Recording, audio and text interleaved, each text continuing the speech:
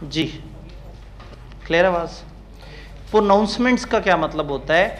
Updates, standards, publications, यानी कि किसी भी इदारे की जो पब्लिकेशंस होती है ना, जो प्रोफेशनल इदारे की, वो उनकी प्रोनाउंसमेंट्स कहलाती हैं। जैसे एक अनाउंसमेंट होता है ना, तो वो जो पब्लिकेशंस होती हैं, जो लेटेस्ट आई हुई होती हैं, वो प्रोनाउंसमेंट्स कहलाती हैं। तो आप प्रोनाउंसमेंट्स से बोल दें या स्टैंडर्ड बोल लें, बात बराबर है। तो हो सकता है कि आप कहेंगे ज़रा IESB के प्रोनाउंसमेंट्स बताएं, तो आप परेशान ना हो जाएं। तो प्रोनाउंसमेंट्स या स्टैंडर्ड तकरीबन एक ही बात है। ऑन ऑडिटिंग, ये IAS नहीं है, वो है इंटरनेशनल अकाउंटिंग स्टैंडर्ड, ये आगे पीछे है ISA। तो जितने भी स्टैंडर्ड है ना, वो ISA से शुरू हो रहे हैं, IS से शुरू हो रहे हैं, ISA, ISRE, ISAE, ISRS, ISQC। तो इस पे परेशान नहीं होना, ये इंटरनेशनल स्टैंडर्ड है। Auditing, review engagement, assurance engagement, related service, quality control, तो IS इन सब में कॉमन है। जी एग्रीड अपॉन प्रोसीजर क्या होते हैं? असल में ज़्यादा इसलिए डिबेट नहीं की थी कि हमारे सिलेबस में ज़्यादा गहराई नहीं है। ये दो तरह की असाइनमेंट्स कहलाती हैं, नॉन अश्योरेंस असाइनमेंट्स। अश्योरेंस में क्या होता है, किसी और ने काम किया होता है, आप उसका काम देख के किसी और को बताते हैं कि उसने अपना काम सही से किया है, आप काम नहीं कर रहे। रिलेटेड सर्विस में आप काम कर रहे हैं, आप चूंकि एक अकाउंटेंट हैं तो आपको बहुत सारे और काम आते हैं, तो आपको बुला के उन्होंने अपना स्टॉक रिकंसाइल करवा लिया, एग्रीड अपॉन प्रोसीजर। उन्होंने आपसे कह दिया कि हमें डेटर के अंदर एक ट्रांजैक्शन नहीं मिल रही, ये एक हमारा प्रोविजन का एक मसला आ रहा है, वो ज़रा हमें इन्वेस्टिगेट कर दो, एग्रीड अपॉन। एग्रीड अपॉन का मतलब है फरमाइशी प्रोग्राम। क्लाइंट के कहने पे आपको चीज़ें फाइन करके देते हैं, कुछ चीज़ें ठीक करके देते हैं, कुछ चीज़ों को इन्वेस्टिगेट करके देते हैं, तो ये कहलाते हैं एग्रीड अपॉन प्रोसीजर, फरमाइशी प्रोग्राम। यानी कि जो क्लाइंट ने जिस एरिया में जो चीज़ कही है, आप बस वो काम करके देते हैं, आपका पूरे फाइनेंशियल स्टेटमेंट आपका स्कोप नहीं होता, आप सिर्फ उस एरिया के अंदर। फॉर एग्जांपल कॉलेज उठ के कह दे कि जी हमारा रिसीवेबल की कैलकुलेशन में मसले आ रहे हैं, ज़रा हमें वो कैलकुलेशंस को ठीक से चेक करके बता दें कि हमने कौन सी एंट्री गलत की है, तो ये एग्रीड अपॉन। कंपाइलेशन कौन सी असाइनमेंट होती है? आपको डाटा दिया जाता है और डाटा को जोड़ के कोई शक्ल निकालनी होती है उसकी, कि क्लाइंट ट्रायल दे दे, एडजस्टमेंट दे दे और कहे अकाउंट्स बना के दे दो, 4 कंपनियों के अकाउंट्स दे के कहे कंसोलिडेट कर दो। तो ये जो हमारी ये वाली सर्विस होती है ना, जिसमें हम उनका डाटा पकड़ के उनको एक कोई डॉक्यूमेंट बना के दें, ये कंपाइलेशन कहलाता है। और जब वो हमें बुलाते हैं कि हमारे फलाना एरिया में ये मसला है, फलाने एरिया को यूं कर दो, ऐसे कर दो, वो होता है एग्रीड अपॉन। ये दोनों नॉन अश्योरेंस असाइनमेंट्स हैं। रिलेटेड सर्विस में ये 2 असाइनमेंट्स होती है, दोनों नॉन अश्योरेंस है। और नॉन अश्योरेंस का मतलब आप काम कर नहीं रहे, मतलब आप उनके किए हुए काम को चेक नहीं कर रहे, आप असल में काम करके दे रहे हैं। ऑडिट में किसी और ने अकाउंट्स बनाए थे, आपने चेक करके दिया। रिव्यू में किसी और ने काम किया था, आपने रिव्यू किया। अश्योरेंस में भी कोई और काम कर रहा है और आप हैं प्रैक्टिशनर। तो रिलेटेड सर्विस में आप हैं सर्विस प्रोवाइडर, आप एक्चुअल में सब्जेक्ट मैटर बना रहे हैं। जी ये 5 तरह के स्टैंडर्ड्स आपने पढ़े। IFAC का स्टैंडर्ड मेकिंग का प्रोसेस पढ़ा, IESB का स्टैंडर्ड मेकिंग का प्रोसेस पढ़ा। मुझे बताइए कोई कन्फ्यूजन, कोई चीज़ जो समझ नहीं आ रही, कोई चीज़ जो ज़्यादा समझ आ रही हो?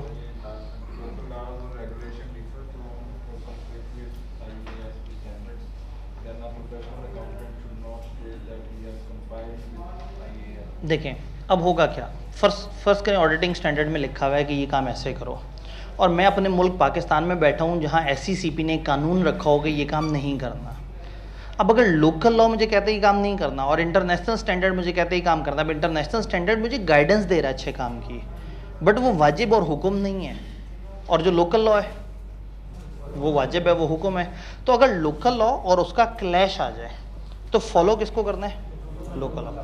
तो जब लोकल लॉ को फॉलो किया तो फिर मैं अपनी रिपोर्ट में ये नहीं लिखूंगा कि मैंने अपना ऑडिट ISS के मुताबिक किया, मैं ये नहीं लिखूंगा कि मैंने सारे ISA फॉलो किए। क्यों? क्योंकि मैंने सारे ISA फॉलो नहीं किए। तो अब जुमला कुछ इस तरह से बना, दिखाएं ज़रा, चलिए इसे जुमला यूं कुछ बना कि if local law regulation differ from और कन्फ्लिक्ट विद IESB स्टैंडर्ड, अगर लोकल लॉ थोड़ा सा कन्फ्लिक्ट करता हो या डिफरेंट हो, किससे?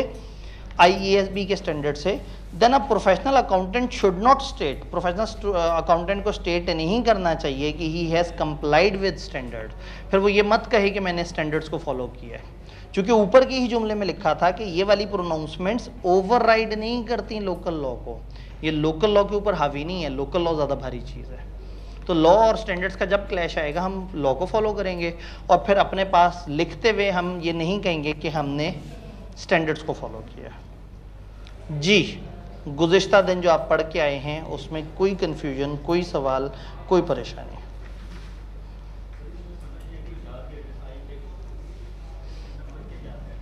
इसमें क्या याद करना है, मैंने आपको बताया था 4 बोर्ड्स के नाम और वो 5 स्टैंडर्ड्स के नाम।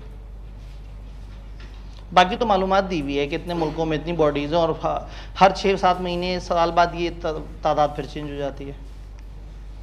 और ये उस लेवल का पेपर नहीं है कि यहाँ पे वो MCQ के अंदर आपसे कहे कि बताओ इनमें से कितने नंबर ऑफ़ कंट्रीज़ उसकी मेंबर हैं, 127, 227, 112।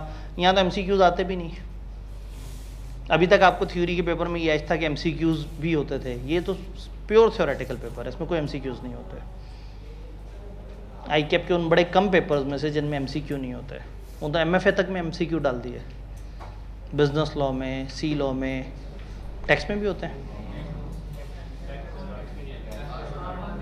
R1 में है। ठीक, तो इसका मतलब है कि ये उन बड़े पेपर्स में जिनमें MCQs नहीं है। जी बताइए, कोई कंफ्यूजन?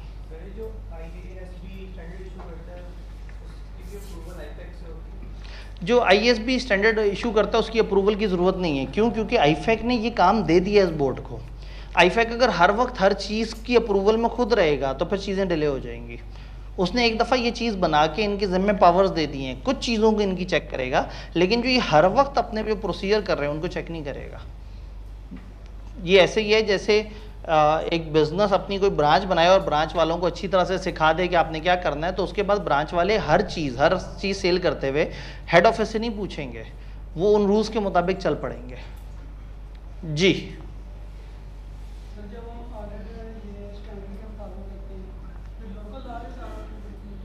लोकल लॉ के साथ कन्फ्लिक्ट क्यों आ जाता है? स्टैंडर्ड ने हमें कुछ चीज़ बताई होगी। फॉर एग्जांपल स्टैंडर्ड ने कहा है कि जब भी आप ऑडिट करें तो आपने इन्वेंट्री को खुद जाके अपने हाथ से चेक करना है, अपनी आंखों से चेक करना है, और उस दिन आपने वहाँ पे मौजूद होना है। ये किसने कहा? स्टैंडर्ड ने। स्टैंडर्ड को नहीं पता था कि बीच में अचानक से कोरोना आ जाएगा। स्टैंडर्ड को नहीं पता था कि आप जिस मुल्क में मौजूद हैं उस मुल्क में शायद गवर्नमेंट दफ़ा 144 लगा दे, शायद माइक्रो स्मार्ट लॉकडाउन लगा दे। तो अब मैं कहूँ नहीं जी, मुझे स्टैंडर्ड ने कहा था जाओ अपनी आंखों से इन्वेंट्री देखो, आप मुझे कैसे इस कंपनी के अंदर एंटर होने से मना कर सकते हैं? पता लगे गवर्नमेंट ने उस इलाके को स्मार्ट लॉकडाउन किया हुआ। तो दिस कैन हैपन कि ग्राउंड रियलिटीज़ में कोई लॉ किसी वजह से आपको रोक रहा हो, और ऑडिट ने जनरली आपको एक प्रोसीजर बताया हो जो कि नॉर्मल हालात में चलता हो, लेकिन इस मुल्क में इस वक्त एक लॉ ने उसे रोका हुआ हो, तो फिर आपको रोकना पड़ेगा। जी, कोई कंफ्यूजन जितना हमने ऑडिट पढ़ा है? आज ऑडिट के हमने जनरल कॉन्सेप्ट देखने हैं और 2-3 इसके प्रोफेशनल जार्गन्स देखने हैं। तैयार हैं? तैयार हैं। आग लगा देंगे आज। कल टेस्ट भी तो है। अरे वाह, हाँ, ये मैं लिख भी दूं ताकि जो है ना वो मुसलसल आपके सामने ये इन्फॉर्मेशन रहे।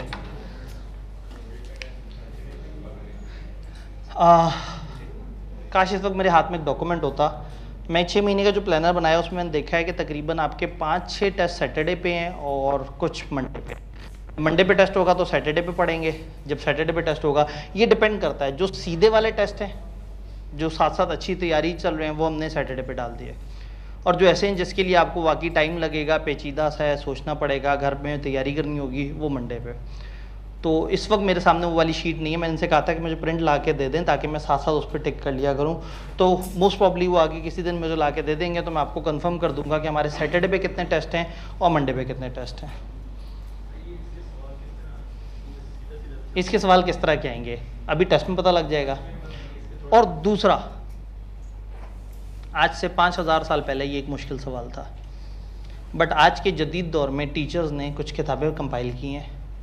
उन किताबों में हर चैप्टर के एंड पे 2009 से लेके अब तक के सारे पास पेपर्स हैं। वो पूरे चैप्टर के हैं। मैंने उसमें 2 हिस्से बनाए हुए हैं, कंपनी लॉ के सवाल अलग कर दिए हैं। इस चैप्टर के 2 हिस्से हैं, कंपनी लॉ है जिसमें से लॉजिकल सवाल आता है, याद है वो हमने पहले दिन मैप देखा था, वो हम करेंगे नेक्स्ट वीक पूरा हम सिर्फ वो लॉजिकल डिस्कशन इंशाल्लाह कर रहे होंगे।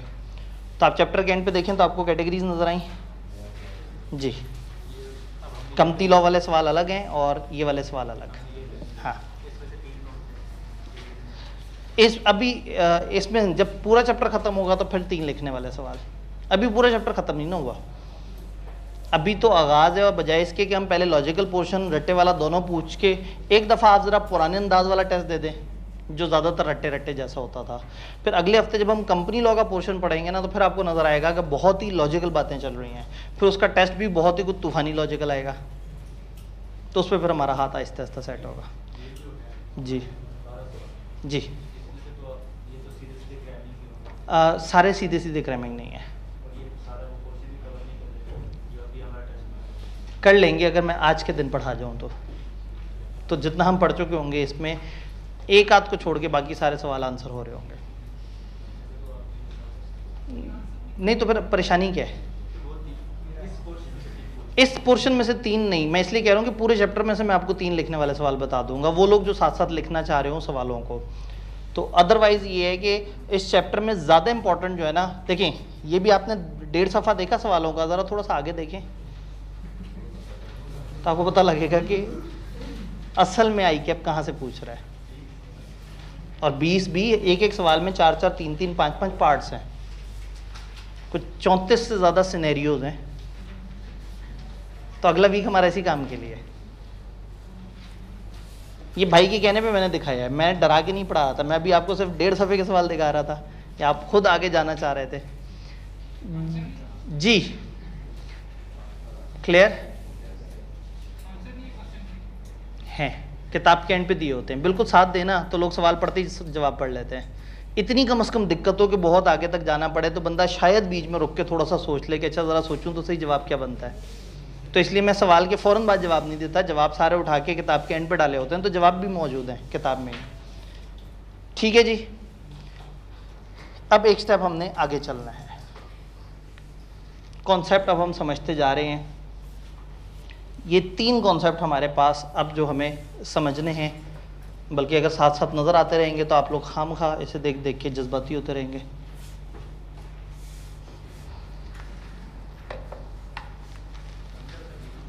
जी बंद कर दें, मतलब मकसद यही है कि समझने पे ध्यान दें। मैं यहाँ लिख रहा था कि सैटरडे को चैप्टर नंबर 1 टिल डेट से मुराद है आज डे एंड तक जितना हमने पढ़ा होगा, कल इसका खूबसूरत सा टेस्ट क्लास टाइमिंग के अंदर, जिससे आप मुझसे महफूज रहेंगे। जी अगर कोई जल्दी क्यों देना चाहे, R1 की क्लास के बाद ऑडिट, R2 की क्लास के बाद ऑडिट की क्लास होती है और दरमियान में होता है गैप। इसका मतलब आज घर जाके टेस्ट नहीं तैयार करना, कल R2 की क्लास के बाद टिका के टेस्ट तैयार करना है, टेस्ट में आके सब कुछ वहाँ पे, तो आपकी तो ज़िंदगी आसान हो गई। आपकी तो क्लास ऑटोमेटिकली ऐसे बन गई कि आपको ऑडिट की अलग से पढ़ने की ज़रूरत ही नहीं। तो हर दिन ये काम किया जा सकता है कि बजाय इसके कि आज घर जाके पढ़ें, घर जाके करें अपनी अकाउंटिंग, घूमें फिरें, अय्याशी करें, अगले दिन सुबह अकाउंटिंग की क्लास के बाद जो टाइम है उसमें ऑडिट कर लें। और मैंने ऑडिट का बताया आपको 2 घंटे, और गैप कितना है। R2 की सुबह सबसे पहली क्लास तो नहीं है, पहली तो कॉस्ट की होगी, पहली R2 की है, ठीक है, तो 9:30 फारिग हो गए, तो उसके बाद 2 तो नहीं 3 सब्जेक्ट पढ़ते होंगे आप।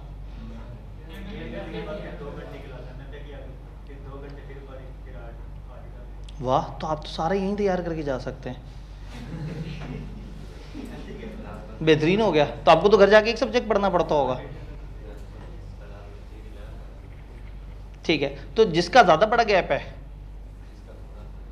जिसका थोड़ा सा गैप है, वो समोसे खा लिया करे बीच में मतलब ये तो आपने, तो कहने का मतलब है कि ये मैं सैटरडे पे कई दफ़ा ऐसा हुआ है कि लोग कहते हैं सर टेस्ट थोड़ा पहले रखें, फिर हम थोड़ा पहले रखते हैं, बच्चे फिर भी नहीं आते, और जब पहले रखते हैं तो उनकी तैयारी नहीं हुई भी होती। तो आपको एक ऑटोमेटिकली टाइम मिल जाएगा, आराम से उसमें तैयारी करके टेस्ट दे दें। मैंने कौन से संडे ऑन कर लेने आपके, ठीक है, अभी तो आपका R2 भी तो चल रहा है ना साथ साथ, तो आप पे ऑलरेडी इतने जुल्म सितम होने हैं, तो मतलब मेरा तो एक बड़ा मासूम सा मामला है, ठीक।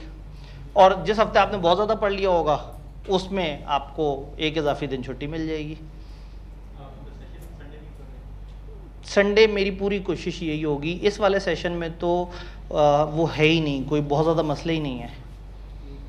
25 दिसंबर संडे को है, ईद मिलादुन नबी संडे को है, 5 फरवरी संडे को है। मैं जब कैलेंडर बनाया है तो मैंने कहा छुट्टी किधर गई, थी ही नहीं।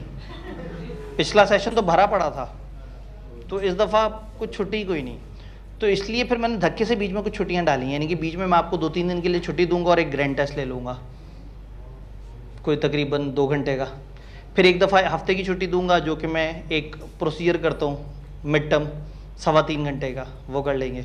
तो धक्के से मैंने छुट्टियाँ बीच में डाली हैं, वो भी इसलिए कि आप लोगों से टेस्ट लिया जा सके, और आप ये ना कहें सर चलते चलते अचानक से टेस्ट आ गया। फिर भी हमारा जो क्लोजिंग टाइम है वो मिड जनवरी है इंशाल्लाह। बस डेली इसी तरह से साथ चलना है जैसे आज पहले दिन चल रहे हैं, जहाँ मुझे छोड़ा पेंडिंग लेक्चर शुरू हो जाने हैं, तो इसलिए बहुत ज़्यादा मुश्किल बात नहीं कराता। अगर आपका बीच में गैप है तो ये आइडियल बात है कि हर दिन उस गैप में पढ़ लें ताकि ऑडिट में साथ से चलते रहें। तैयार है? तैयार है। प्रोफेशनल स्केप्टिसिज्म और प्रोफेशनल जजमेंट। Professional judgement. मैं एक जगह ऑडिट करने जाऊं और जब ऑडिट करने जाऊं तो मैं कहूं हाँ भाई इस एसी की यूजफुल लाइफ क्या है, उन्होंने कहा सर 50 साल, और मैं मान जाऊं 50 साल। स्कैन तो चला लेता है इतने अरसे एसी, लेकिन नॉर्मली अगर कोई मुझे कहे कि 50 साल एसी चलेगा तो क्या मुझे उसकी बात मान लेनी चाहिए? क्या कोई ऐसी रसीद है जिससे मुझे पता लगे कि एसी कितने साल चलेगा? वो भी नहीं है। तो अब एविडेंस है ही नहीं, तो मैं कैसे ये कह रहा हूँ कि ये गलत बोल रहा है? मेरी प्रोफेशनल जजमेंट है। एक बच्चा आके मुझे कहे कि सर मेरा ग्रुप ए के 2 पेपर अब निकल गए हैं, मैं 6 पेपर देना चाहता हूँ, ग्रुप ए के बकाया 2 और ग्रुप बी के 4, तो बताएं मेरा फ़ैसला कैसा है? मैं कहूँगा इंतहाई थका हुआ फ़ैसला। क्या मैंने बच्चे से पूछा वो कितना लायक है? क्या मैंने जानने की कोशिश की है कि उसका पास्ट में क्या मामला रहा है? मैंने बगैर किसी एविडेंस के कह दिया कि ये गलत डिसीजन है, क्यों? Professional judgement. मैं अगर 15 साल से पढ़ाई जा रहा हूँ और मैं हर दफ़ा सैकड़ों हज़ारों लोगों को देख रहा हूँ, उनके पैटर्न देख रहा हूँ, उनके तरीके, सेशन के स्टार्ट में उनके बड़े बड़े डायलॉग और सेशन के एंड पे उनका फुस होना मुसलसल देख रहा हूँ, तो अब इस बच्चे के चेहरे पे जितना मर्जी इस्तकामत नज़र आ रही हो, ये आज कसमें खा के कहे कि सर मैं 6 के 6 सब्जेक्ट साथ साथ पढ़ूंगा, मेरी प्रोफेशनल जजमेंट मुझे ये इजाज़त नहीं देगी कि मैं ये मान लूँ कि ये सच बोल रहा है। This is judgement.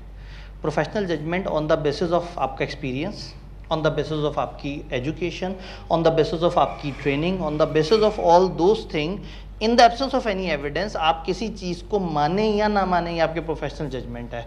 किसी भी जगह पे ना स्टैंडर्ड आपको आके कहेंगे यार इस जगह पे जाके ना तुम अपनी प्रोफेशनल जजमेंट के मुताबिक देख लेना क्या सही है, क्योंकि अगर मैं एक संजीदा सीनियर ऑडिटर हूँगा तो मैं उस मौके पे अपने दिमाग से, अपनी तरबियत, अपनी तालीम, अपने तजर्बे की बेस पे कुछ ऐसे डिसीजन लूँगा जो स्टैंडर्ड ने मुझे नहीं बताए होंगे।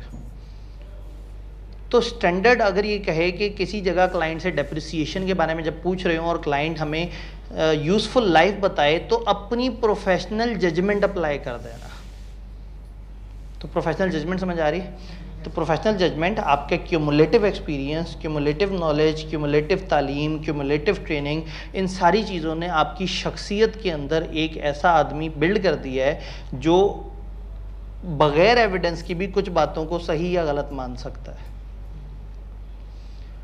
अगर मैं 10 कंपनियों को ऑडिट करके आ रहा हूँ और 10 की 10 कंपनियों में मैंने हायर नामी एसी लगा देखा है और सब में डीसी इन्वर्टर वाला एसी लगा देखा है और हर जगह 15-15 साल उसकी यूज़फुल लाइफ देखी है, तो ये अचानक से मुझे 20 साल भी कह देंगे तो मैं एक दफ़ा रुक के कहूँगा भाई क्या, कैसे, आप कैसे मानते हो 20 साल?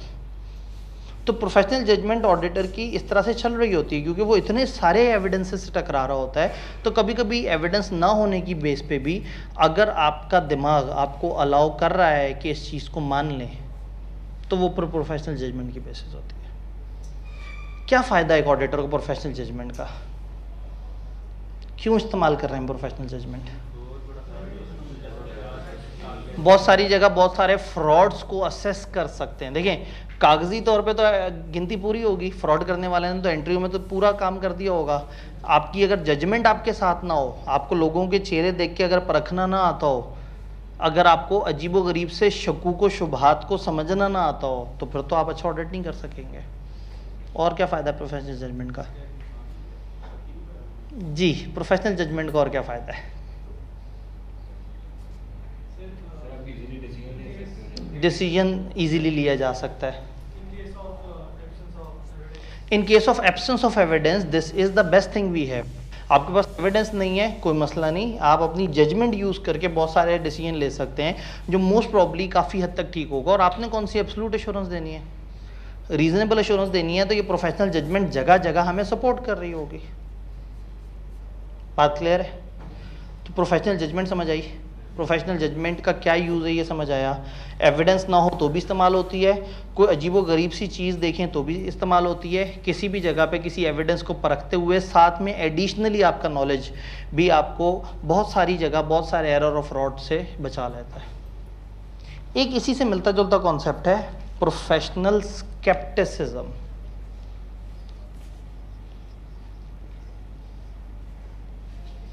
के साथ भी होता है और सी के साथ भी होता है। Professional scepticism. प्रोफेशनल स्केप्टिसिज्म है शक की नज़र, आंखें बंद करके यकीन ना करना। आप एक थानेदार के पास जाएं और उसको कहें मेरे घर चोरी हुई है, सबसे पहले कहेगा काका तू तो नहीं की थी चोरी। मतलब उसने पहला शक तो रपट दर्ज कराने वाले पे लगा देना है, क्या जी ये बंदा जो है वो रपट दर्ज कराने आया है कानूनी ज़बान में, तो ये पहले देखें हो सकता है यही गलत आदमी हो, ठीक है, या इसके साथ जो दूसरा बंदा आया है। तो होता क्या है कि थानेदार हर किसी को मशकूक नज़र से देखता है। ऑडिटर जो है वो अपने आप को हमेशा अनबायस्ड रखेगा। वो जानता भी है ना कि एक बंदा बहुत ईमानदार और शरीफ है, तो भी ऑडिट करते हुए उसकी शराफत और ईमानदारी को जहन में नहीं लेके आएगा।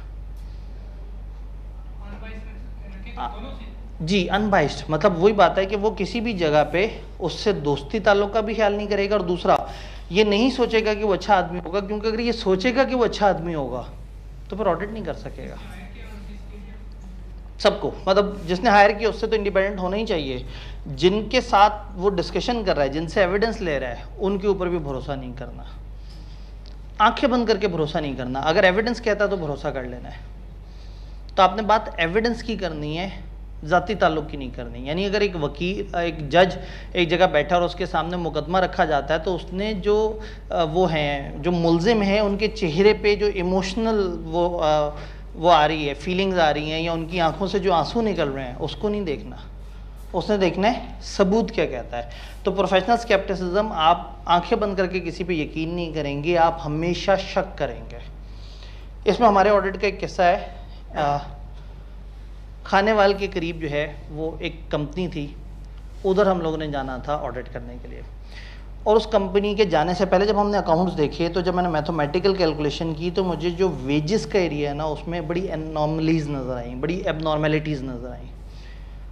तो मुझे लगा कि यहाँ पे ना फैक्ट्री के अंदर जो बंदा इंचार्ज होगा ना डेली वेजेस का, शायद वो कोई गड़बड़ कर रहा हो।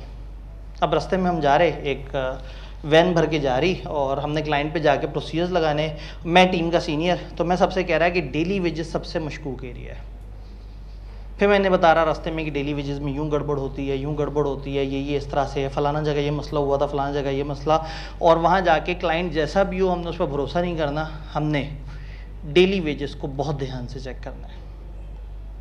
वहाँ पहुँचे तो हमने कहा जी वो जो साहब हैं जो सुपरवाइज़र उनसे मिलना है। उन्होंने कहा जी वो नमाज़ पढ़ने गए हैं, आप ज़रा कमरे में बैठें। कमरे में जाके बैठे तो तस्वीरें लगी हुई, कुछ रूहानी तस्वीरें लगी हुई, कि मुक़द्दस मकामात की तस्वीरें लगी हुई, जगह जगह कुछ आयतें लिखी हुई, मेज़ पे तस्बीह पड़ी हुई, कुछ और वो कैलेंडर भी इस तरह का जिस पे वो आयात लिखी हुई हूँ। और वो ना, अब मेरे टीम वाले ना मेरी तरफ देख के कि बड़ा घटिया कोई आदमी है, सारे रास्ते हमें कहता रहा है कि डेली वेज वाला जो सुपरवाइज़र होगा ना वो गलत आदमी होगा, उसको देखेंगे। तो मुझे एकदम से उन्होंने देख के कहा कि सर आप तो कह रहे थे कि मतलब गलत आदमी है, मतलब लग तो नहीं रहा, हालात से तो नहीं लग रहा। मैंने कहा भाई बात ये है कि एविडेंस की बेस पर हम चलेंगे। एविडेंस जो है वो मुझे कह रहा है कि गलत आदमी है, मैं गलत भी हो सकता हूँ। मैंने कहा हो सकता है वाकई शरीफ आदमी हो। मैंने कहा मैं गलत भी हो सकता हूँ, लेकिन हमें शक करना तो नहीं छोड़ना।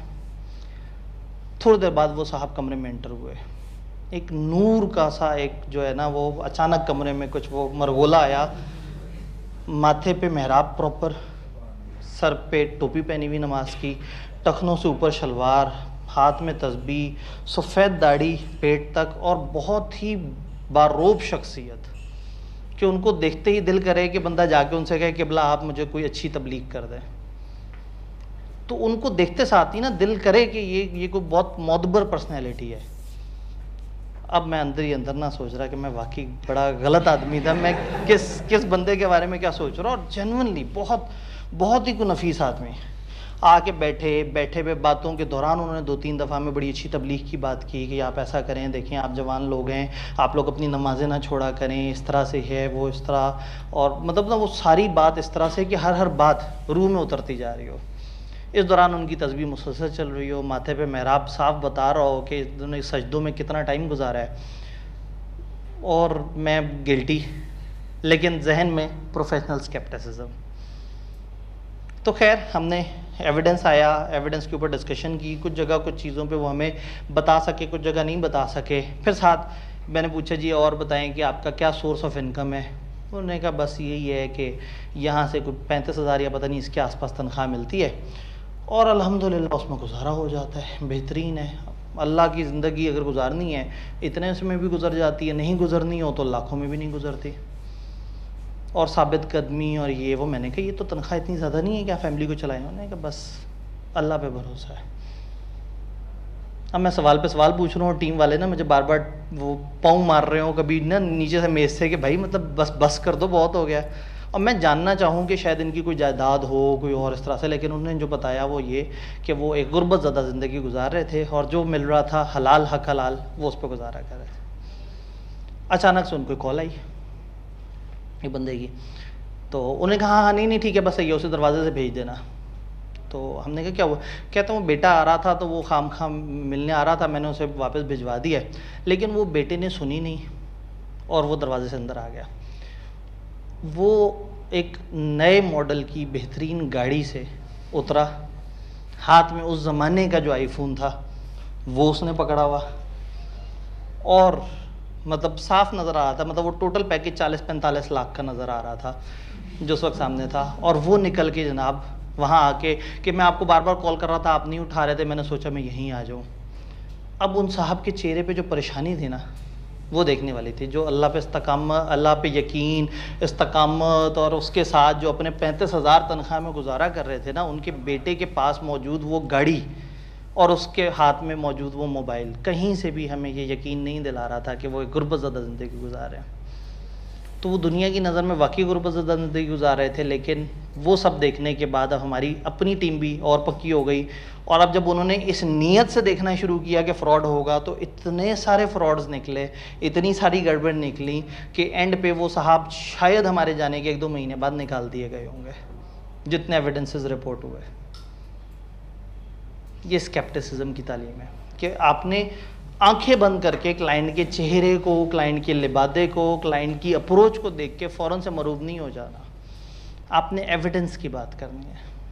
सर आपने वो काम पे फर्स्ट टाइम देख के अंदाजा लगाया था कि डेटाबेस में असल में होता क्या है, कई दफ़ा ना कुछ चीज़ें एबनॉर्मली बिहेव कर रही होती हैं। मैं एग्जांपल देता हूँ, अगर एक साल प्रोडक्शन हुई हो 20,000 यूनिट्स की और वेजेस लगी हों 10 मिलियन की, 20,000 यूनिट्स की प्रोडक्शन हुई है, 10 मिलियन की वेजेस लगी है, और अगली दफ़ा फिर से प्रोडक्शन हुई हो 20,000 यूनिट्स की और वेजेस लगी हो 43 मिलियन की, तो on the face of it फ़ौरन से आप ये कहेंगे या तो बहुत ज़्यादा इन्फ्लेशन हो गई, ठीक है। अब एक खास इन्फ्लेशन का एक रेट होगा, तो कहीं ना कहीं उसमें कोई 20 मिलियन से बड़ी ऐसी अमाउंट थी जो बहुत ही मशकूक थी, जो रेजोनेट नहीं कर रही थी। अगर हम खाली देखते ना कि वेजेस बढ़ गई तो हम कहते हैं हाँ ठीक है वेजेस बढ़ गई, काम ज़्यादा बढ़ गया होगा, लोग ज़्यादा आ गए होंगे, महंगाई हो गई होगी।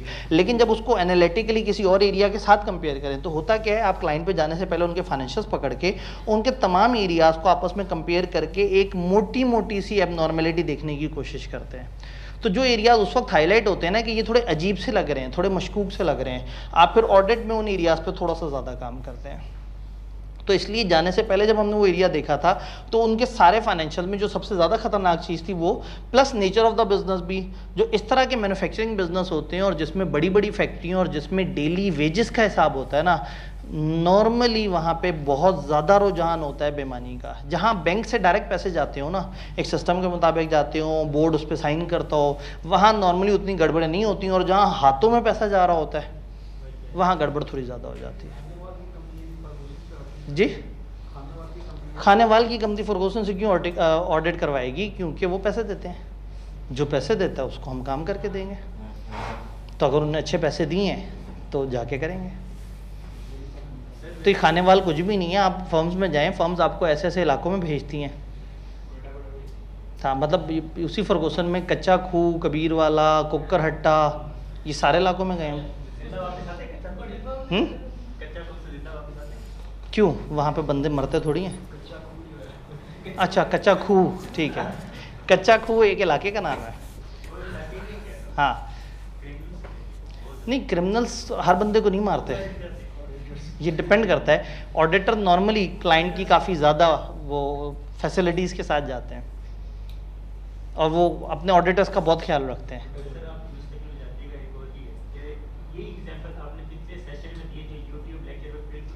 जी, इसका मतलब ये है कि सच बोलने वाले को ये टेंशन ही नहीं है कि वो हर दफ़ा सोचे कि अब क्या अदाकारी करनी है। वही एक ही जो नेचुरल अच्छी एग्जांपल है जी,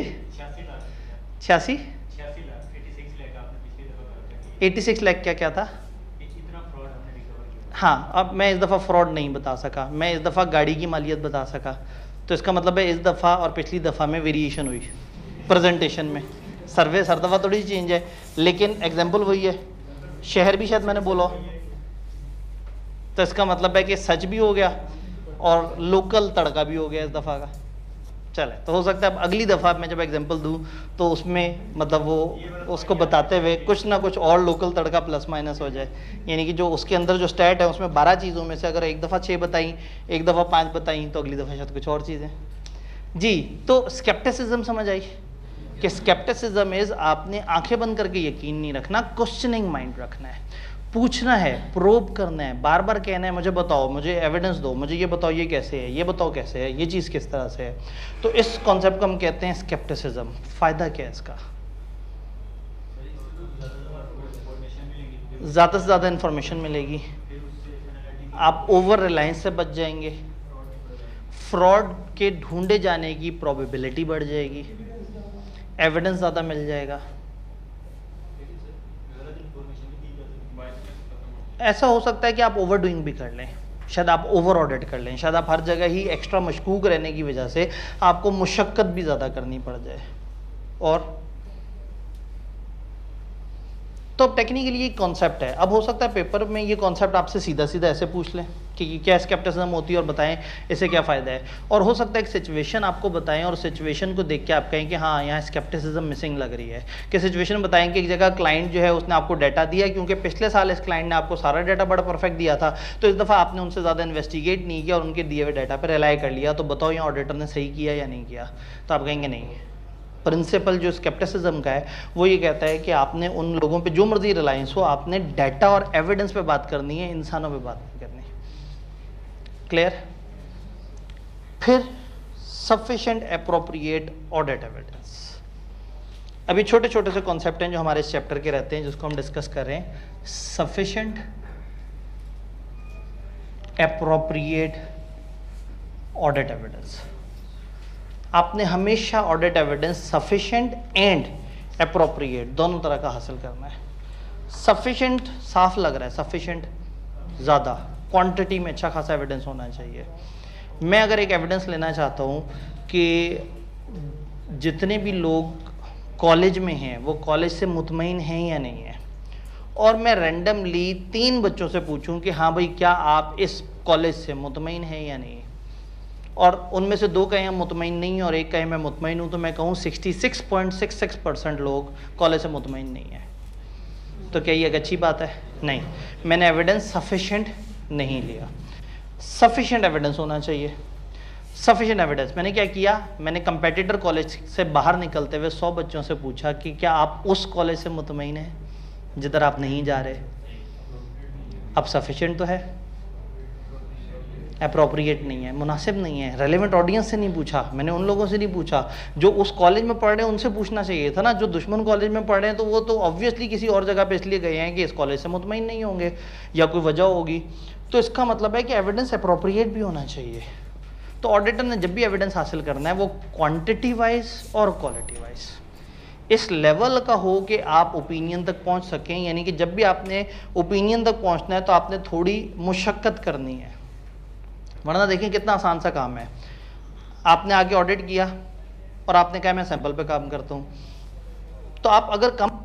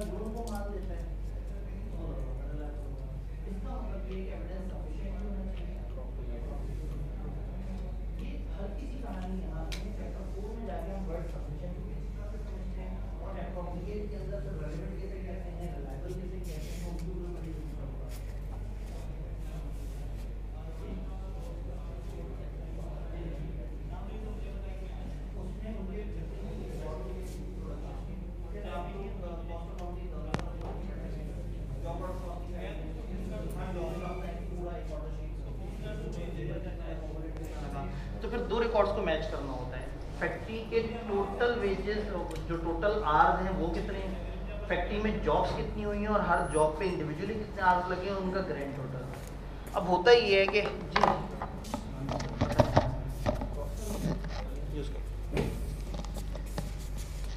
अब होगा ये कि टोटल आवर्स की तरफ शायद कोई ध्यान ना करे, लेकिन अगर एक सुपरवाइजर को टास्क मिला है कि ये वाली जॉब इतने आवर्स में होनी चाहिए तो वो कोशिश करेगा उससे ज़्यादा ना लगे।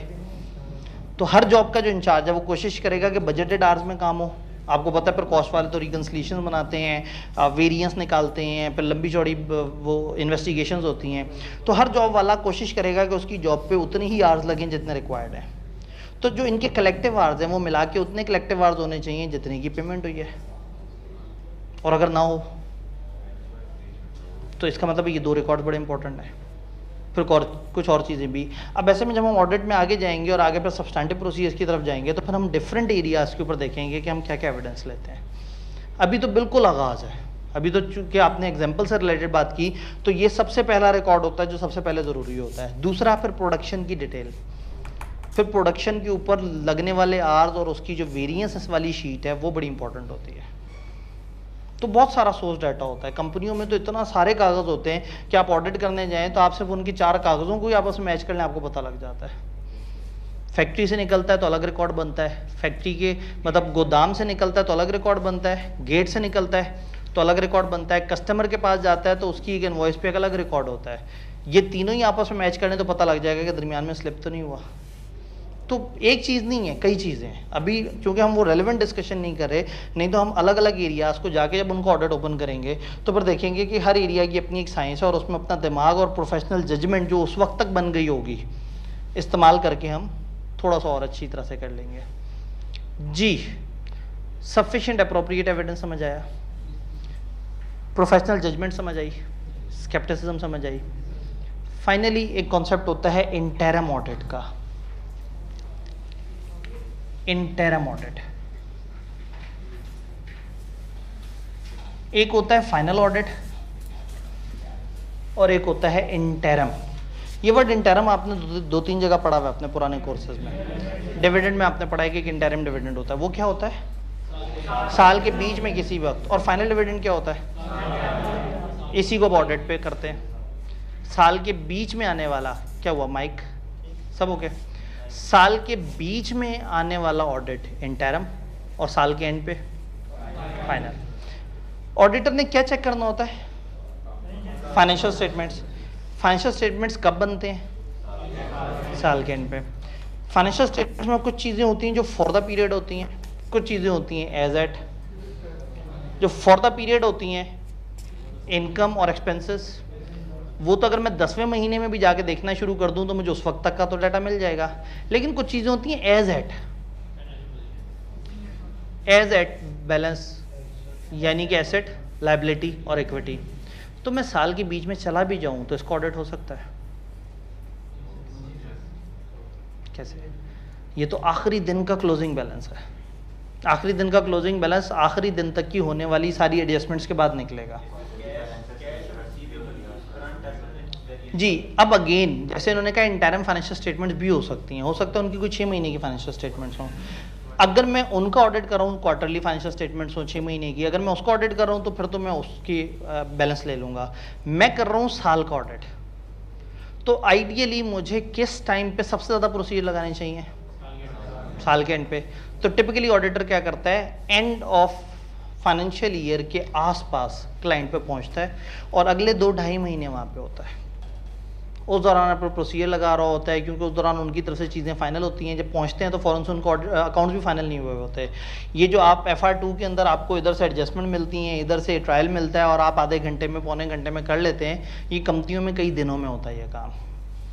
क्योंकि वहाँ एडजस्टमेंट्स बनानी पड़ती हैं, फिर उनकी रिकॉर्डिंग होती है, बहुत सारी जगह से अकाउंट्स आ रहे होते हैं। तो ऑडिटर अपनी टीम लेके ज़्यादातर एंड ऑफ ऑडिट पे जाता है और ज़्यादा देर तक वहाँ रहता है, क्योंकि उस वक्त सबसे ज़्यादा एविडेंस मिलता है। लेकिन अगर बहुत बड़ा क्लाइंट हो या ऑडिट टाइमलाइन ऐसी हो कि आपको कम टाइम में ऑडिट कंप्लीट करना है, तो फिर आप अपने ऑडिट को 2 हिस्सों में तोड़ देते हैं। आप ऑडिट के कुछ स्टेप्स इंटरम पे जाके लगाते हैं और ज़्यादातर स्टेप्स फाइनल पे। अब ऐसी क्या चीज़ें हैं जो साल के बीच में भी की जा सकती हैं? क्लाइंट से इनिशियल मुलाकात, उनके बिजनेस की अंडरस्टैंडिंग, वो कौन से बिजनेस में है, उनके कौन कौन से क्लाइंट्स हैं, उनके कितने एरियाज़ में फैक्ट्रीज़ हैं, उनकी वो ज़मीन जो कि पिछले 25 साल से उनके पास है, उनकी वो मशीनरी, वो नॉन करंट एसेट जो कब से उनके पास है, उनको तो कम से कम देखा जा सकता है। क्लाइंट से एक ओवरऑल उनके कंट्रोल्स की समझ ली जा सकती है कि उनके क्या चेक एंड बैलेंसेस हैं। लेकिन असल वाला ऑडिट कब होगा? तो अगर कॉलेज का ऑडिट होना हो और कॉलेज में एक सेशन चल रहा हो तो सेशन खत्म होने के बाद सबसे अच्छा ऑडिट होगा। लेकिन सेशन के बीच में अगर कोई आए तो कम से कम ये तो देख सकता है कि बच्चों को कार्ड कैसे इशू होता है, ये तो देख सकता है कि ये जो बच्चों को फॉर्म दे रहे हैं वो एंट्री भी होती है या नहीं होती, ये तो देख सकता है ना कि फॉर्म पे क्या लिखा होता है, ये तो देख सकता है ना कि इनकी फ़ीस की क्या पॉलिसी है, फ्रीज़ की क्या पॉलिसी है, इंस्टॉलमेंट की क्या पॉलिसी है। तो इसका मतलब है कि अगर आप अपने ऑडिट को 2 हिस्सों में तोड़ना चाहें तो पहला हिस्सा क्या लाएगा? Interim audit. Interim audit replacement नहीं है फाइनल ऑडिट की, इंटरम ऑडिट सप्लीमेंट करता है उसे। इसका क्या मतलब होता है? सपोर्ट करता है। यानी कि आप इंटरम ऑडिट करें, उसके बाद फाइनल ऑडिट की तरफ आएँ तो फिर इंटरम और फाइनल ऑडिट एक दूसरे को सपोर्ट करेंगे। तो इंटरम ऑडिट पे आके आप अंडरस्टैंडिंग डेवलप करें, उनके सारे प्रोसीजर को समझें, अपने वर्किंग पेपर बनाएं, अपने आप को रेडी करके रखें, अपनी टीम की प्लानिंग करें। ये बंदा डेटर्स का काम करेगा, ये सेल्स पे काम करेगा, ये फलाना पे काम करेगा। क्लाइंट से शुरू वाली मुलाकातें करें, उनका मेमोरेंडम आर्टिकल्स देख लें, वो तो नहीं बदलने वाला। तो इस तरह की चीज़ें शुरू शुरू में कर लें, और फिर ज़्यादा डिटेल प्रोसीजर कब करें? Final audit. उनसे क्या मुराद है ज़्यादा डिटेल प्रोसीजर से? ट्रायल लें, अकाउंट्स लें, वोचर्स, उनसे लेजर्स लें, उसके पीछे की रसीदें लें, उन रसीदों पे काम करें, सब्सटेंटिव प्रोसीजर्स लगाएं। ये जो डिटेल प्रोसीजर्स इनको कहते हैं सब्सटेंटिव प्रोसीजर्स लगाएं, इन्वेस्टिगेट करें, इंक्वायरीज करें, हर चीज़ को बहुत डिटेल से करते जाएं। तो ऑडिट को आप दो हिस्सों में तोड़ लेते हैं, इंटरम और फाइनल। क्यों ऐसा करना पड़ता है? बड़े ऑडिट्स में कई दफ़ा इस तरह से। और इंटरम से फ़ायदा क्या है? एक फर्म को क्या फ़ायदा है इंटरम से? प्रोसीजर्स आगे जाके कम लगाने पड़ेंगे, ऑडिट इजी हो जाएगा, अंडरस्टैंडिंग एक अच्छे टाइम पे डेवलप हो जाएगी, तो फाइनल में जाने से पहले बहुत सारी बातें क्लियर होंगी, उनके कंट्रोल्स का पता लग जाएगा, मैनेजमेंट से दोस्ती यारी थोड़ी सी बेहतर, यानी कि कम से कम उनसे एक अच्छा ताल्लुक बन जाएगा, जिससे आगे अचानक से वो हमें अजनबी नहीं मानेंगे, हमने पहले से ही उनके साथ मुलाकातें शुरू कर दी होंगी, और टाइम कम लगेगा। जी, ब्रांचेस का, डाटा का पता लगेगा। आप सोच के बताना है इंटरम ऑडिट पे हमें जूनियर टीम भेजनी चाहिए या सीनियर? सीनियर, क्योंकि ये ज़्यादा समझने वाला काम है, ज़्यादा मैच्योर काम है। इधर आके तो ज़्यादातर रिकॉर्ड उठा उठा के टिक लगा रहे होंगे, ये उससे मैच कर रहा है, उससे मैच कर रहा है। तो इंटरम में नॉर्मली आप छोटी मगर ज़्यादा सीनियर मैच्योर टीम भेजते हैं, वो जाके कुछ काम पहले से करके रख लेते हैं, और उसके बाद ज़्यादातर काम आप फिर करते हैं फाइनल ऑडिट पे आके। ये बात समझ आई? रिसोर्सेज की प्लानिंग बड़ी आसान हो जाती है। आप देखें मेजॉरिटी कंपनियों का ईयर एंड क्या होता है? 30 जून। तो इसका मतलब है मेजॉरिटी ऑफ द ऑडिट्स तो हमारे जून एंड, जुलाई, अगस्त, सितंबर में होंगे। तो इस वक्त तो अगर एक फर्म 125 ऑडिट्स कर रही है, तो उसके तो 125 ऑडिट्स में से 100 ऑडिट तो जून पे आ जाते होंगे। तो उस वक्त कहाँ से टीम मिलेगी इतनी सारी? कहाँ से इतने बच्चे मिलेंगे? तो वाई नॉट के कुछ क्लाइंट्स को कच्चा पक्का पका के रख लें। जो बड़े क्लाइंट्स हैं उनको, जहाँ ज़्यादा रिसोर्सेज लगने हैं, उनको थोड़ा सा पहले से वर्किंग करके रखी हुई हो, ताकि एंड ऑफ ईयर पे आपके लिए इजी हो जाए। जो छोटे ऑडिट्स हैं जो महीने में ख़त्म हो जाते हैं, वहाँ पे आप लोगों को रिसाइकल कर लेंगे, एक दफ़ा गए वहाँ से निकल के एक और ऑडिट पे चले गए। और जो बड़े ऑडिट्स हैं उनको थोड़े से टुकड़ों में डिवाइड कर लें, तो रिसोर्सेज की अच्छी प्लानिंग हो जाएगी। जी, अगेन चूँकि हमें वो अपॉइंट कर चुका होता है पिछले साल, हर साल एजीएम होती है, एजीएम में उस साल के अकाउंट्स अप्रूव होते हैं, कंपनी लॉ में पड़ा है। एक और अहम काम होना होता है अगले साल का ऑडिटर पॉइंट। तो पिछले साल की एजीएम जो कि अक्टूबर के आसपास हुई होगी, उसमें हम, मतलब अगर मैं 2022 की बात करूं, तो इस वक्त जो लोग ऑडिट्स कर रहे होंगे उनकी अपॉइंटमेंट पिछले साल अक्टूबर के आसपास हुई होगी। पिछले साल जून 30 पे उनका वो साल खत्म हुआ होगा, 3-4 महीने में उन्होंने अपनी एजीएम कराई होगी, तो अक्टूबर में वो ऑडिटर अपॉइंट हुए होंगे जो जून 30 2022 के फाइनेंशियल्स को ऑडिट कर रहे हैं। तो अपॉइंटमेंट पहले से हुई होती है, और क्लाइंट को अगर हम ये बताते हैं कि इससे आपका फ़ायदा है, तो वो खुश होता है। और क्लाइंट वाले नाराज़ होंगे, उलझेंगे, क्योंकि वो इंतज़ामिया वाले हैं। हम ओनर को बता देंगे, दोस्तावेज गवर्नेंस को बता देंगे, हम कहेंगे भाई आपके इदारे में हम आना चाहते हैं, वो कहते हैं जी हमें दिक्कत होती है। ठीक है, अब वही बात है कि जाहिर है जो लोग बेनिफिशियरी हैं उस ऑडिट के, खासतौर पे जो ओनर्स हैं, वो चाहेंगे कि हर तरह से फैसिलिटेट किया जाए। अभी हम कंपनी लॉ पढ़ेंगे तो उसमें लॉ ने ये पावर दी है कि ऑडिटर को आपने हर इन्फॉर्मेशन देनी है। ऑडिटर जो कहे, जैसी इन्फॉर्मेशन जिस मर्जी ब्रांच को विजिट करना चाहे, इवन मुल्क के बाहर से भी रिकॉर्ड्स मंगवाना चाहे, आप उसे मंगवा के देंगे। तो ये हम अगले वीक में जब कंपनी लॉ का पोर्शन देख रहे होंगे, तो कंपनी लॉ ने बहुत एम्पावर किया ऑडिटर को। जी, ये इंटरम फाइनल वाली बात समझ आई? एक दफ़ा इधर से स्क्रीन पे देख लें, और फिर मैं आपको जाते जाते बताऊं कि आपने क्या पढ़ना है। कुछ चीज़ें मैंने इस वक्त छोड़ दी हैं। Professional scepticism, an attitude that includes a questioning mind, सवालिया दिमाग, हर वक्त सोचना है, सब वो करना है, सवाल करना है, शक करना है।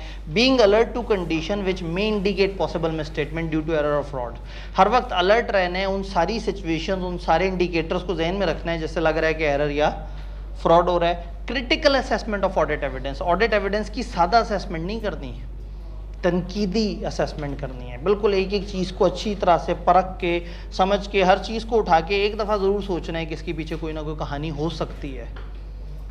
प्रोफेशनल जजमेंट क्या है? आपकी रेलेवेंट ट्रेनिंग, नॉलेज, एक्सपीरियंस को अप्लाई करना है with in context provided by auditing, accounting and ethical standard. आपकी ट्रेनिंग, आपका नॉलेज, आपका एक्सपीरियंस सपोर्टेड बाय आपके ऑडिट के, अकाउंटिंग के और एथिक्स के स्टैंडर्ड जो आपने पढ़े हुए हैं, यानी जो आपने पढ़ाई की हुई है वो, जो आपने ट्रेनिंग की हुई है वो, जो आपका तजर्बा है, उन सबको मिलाना है in making inform decision about courses of action that are appropriate in the circumstances of audit. Audit के दरमियान डिफरेंट तरह के सर्कमस्टांसेस में मुझे इस वक्त क्या करना चाहिए, मुझे बात माननी चाहिए या नहीं माननी चाहिए, मुझे ये काम करना चाहिए या नहीं, मुझे कम सैंपल उठाना चाहिए, ज़्यादा उठाना चाहिए, ये आपका प्रोफेशनल जजमेंट है जो आपको यहाँ पे बताएगा। ये बात समझ आई? सफिशिएंट अप्रोप्रिएट ऑडिट एविडेंस का मतलब है कि सफिशिएंसी मैयर ऑफ क्वांटिटी है और अप्रोप्रिएटनेस मैयर ऑफ क्वालिटी है, जिसमें रेलेवेंस और रिलायबिलिटी आती है। और इसके साथ CF इसलिए लिखा हुआ है कि ये आगे डिटेल से, बहुत डिटेल से होगा, लेकिन फिलहाल हमने जितना पढ़ा उतना काफ़ी है। देन हम आगे चलें। इनहेरेंट लिमिटेशन आपने पहले पढ़ी हुई है। इंटरम और final audit. Audit field work is typically perform in 2 phases। Interim audit perform before the end of accounting period. तो फाइनल ऑडिट क्या होगा? एट द एंड और आफ्टर जो है वो। Include discussion with staff and management. क्यों? Design to enhance auditors understanding of entity and environment. उनकी entity को, उनकी इन्वायरमेंट को ज़्यादा बेहतर समझने के लिए जो डिस्कशन हो रही है, to more fully plan the audit and hopefully reduce the work perform at year end, ताकि आप ऑडिट ज़्यादा अच्छा प्लान कर सकें और एंड पे आपका काम कम हो जाए। Recording information about internal control, थोड़ा सा उनके इंटरनल कंट्रोल्स भी उस वक्त समझ लिए। और हल्की फुल्की प्रिलिमिनरी होता है बेसिक, शुरू वाली, स्टार्टिंग कंट्रोल टेस्टिंग या सब्सटैंटिव प्रोसीजर, थोड़े बहुत प्रोसीजर भी लगा लिए, थोड़े बहुत उनके कंट्रोल्स टेस्ट भी कर लिए कि हाँ भी जो कंट्रोल्स बता रहे हैं ठीक लग रहे हैं नहीं लग रहे, लेकिन असल काम नहीं होना। ये बात समझ आई? Final audit, this is performed after the year end when draft financial statements are available and include full year balances। जब आपके पास फाइनेंशियल स्टेटमेंट्स ड्राफ्ट इसलिए कि वो भी फाइनल नहीं है, अप्रूव नहीं है, आपके सामने आ गई, फुल ईयर के बैलेंसेज हैं। नॉर्मली इंटरम ऑडिट जो है वो कम लेकिन ज़्यादा सीनियर स्टाफ करता है, और फाइनल ऑडिट ज़्यादा लंबी ड्यूरेशन लेता है बनिस्बत इसके कि इंटरम ऑडिट, और इसमें फुल फ्लैश टीम इन्वॉल्व होती है, जबकि इंटरम में आपके 2-3 बंदे या 1-2 बंदे भी गए तो उन्होंने भी अपना काम कर लेना है। क्या हमें ऑडिट के इस वीक जितने भी हमने कॉन्सेप्ट्स देखे हैं वो समझ आए? आज हमने 2 नए जार्गन्स देखे हैं, प्रोफेशनल जजमेंट, प्रोफेशनल स्केप्टिसिज्म। कुछ चीज़ें जो अब हैंड आउट में मैं आपसे कहूँगा कि अभी आपने नहीं पढ़नी, क्योंकि इससे आगे पढ़ते पढ़ते वो ऑटोमेटिकली कवर होंगे, यानी हम वापस इन पेजेस पे नहीं आएंगे, लेकिन इन पेजेस का कुछ डाटा आगे जाके ज़्यादा डिटेल से चेक हो जाएगा। तो मैं एक दफ़ा आपको बताता हूँ कि आपने क्या नहीं पढ़ना। पेज 14 के एंड पे स्कोप ऑफ ऑडिट लिखा हुआ है और नोट लिखा हुआ है, ideally to be read after understanding the audit in much detail. ये नीचे ना किताब ने जज्बातियों के ऑडिट समझाने की कोशिश की थी कि ऑडिटर यूं करता है, फिर यूं करता है, फिर यूं करता है, लेकिन इतनी जल्दी थोड़ा सा लोग घबरा जाते हैं। तो ये वाली चीज़ अभी नहीं पढ़नी है, थोड़ा सा आगे पढ़नी है। मैं ट्यूटर नोट में भी लिखा हुआ है। और पीछे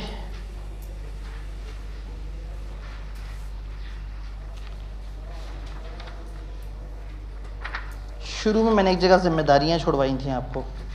पेज 2 में सबसे नीचे आ रहा है responsibility of management and those with governance.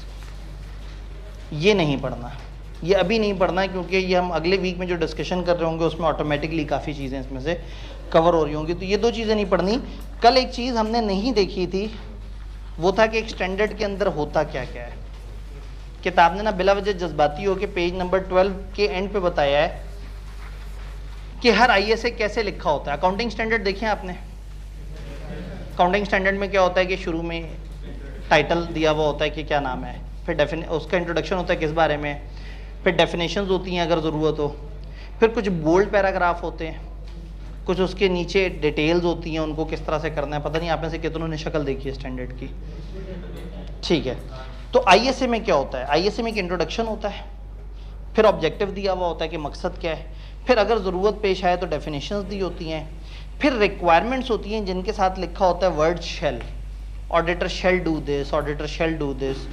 और application and other explanatory material होता है जो गाइडेंस के लिए होता है खाली, जैसे आपके बोल्ड पैराग्राफ बताते हैं कि क्या करना है और नीचे उसकी वजाहत दी हुई होती है।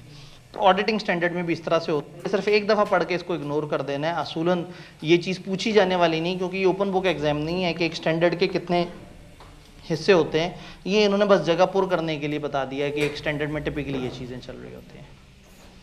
तो इन सारे हैंडआउट्स में 2 जगह मैंने आपको बताया है कि वो भी आपने नहीं पढ़नी। बाकी आप लोगों को जो हैंडआउट मिले थे कंपनी लॉ से हट के, बल्कि बीच में कंपनी लॉ के शायद सफ़े मौजूद होंगे, हाँ, और हमने अभी नहीं देखे, तो कंपनी लॉ वाला पोर्शन छोड़ के बाकी जो हमने सफ़े पढ़े हैं, इसका कल एक खूबसूरत सा मासूम सा टेस्ट, हल्का फुल्का सा लॉजिकल सवाल भी बीच में हो सकता है, लेकिन मेनली सीधे सीधे सवाल होंगे। चैप्टर 1 2 हिस्सों में डिवाइडेड है, एक नॉलेज बेस है जो हमने पढ़ लिया, और अब कंपनी लॉ का पोर्शन अगले पूरे वीक हम सिर्फ वो 3-4 सफ़े पढ़ रहे होंगे इंशाल्लाह। कंपनी लॉ वाला पोर्शन, वहाँ से लॉजिकल सवाल आता है और बहुत ही कोई लॉजिकल सवाल आता है। जी बिल्कुल, जो दरमियान वाले हैं उसको छोड़ के, जी 5 से लेके 10 तक जो पेजेस हैं कंपनी लॉ वाले, उसको छोड़ के पीछे भी और आगे भी हम लोगों ने कवर कर लिया है। कुछ चीज़ें जो बीच में स्किप करने वाली हैं वो पेज 2 पे रिस्पॉन्सिबिलिटी, और पेज 14 पे एंड पे जो पोर्शन दिया हुआ है स्कोप ऑफ ऑडिट। डन जी।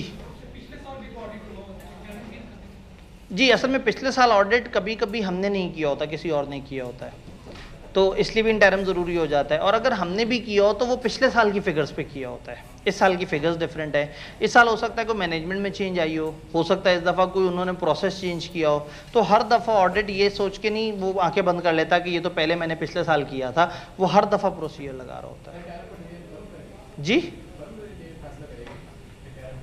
जी ये फैसला फर्म करेगी सिचुएशन के हिसाब से, ये लीगल बाउंडिंग नहीं है। लीगल बाइंडिंग है कि बस आपने ऑडिट करना है।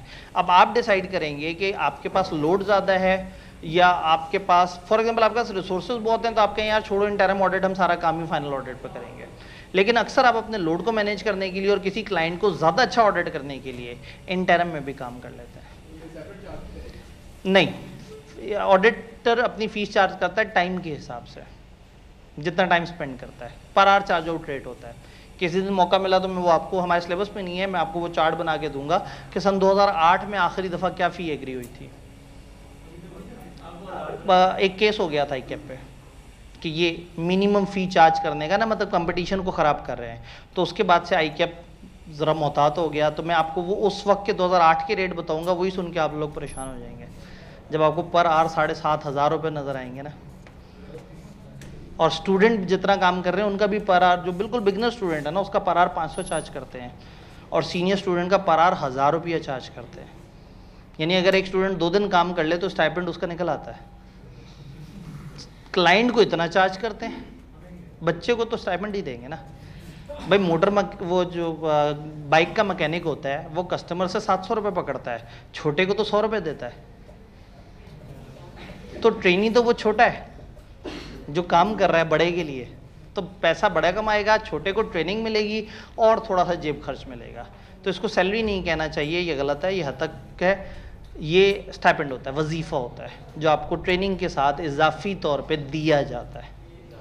इजाफी ट्रेनिंग तो दे रहे हैं, लाखों की ट्रेनिंग दे रहे हैं, आप अचानक से इतने प्रिविलेज इंसान बन जाते हैं, और साथ में जेब खर्च भी दे दिया।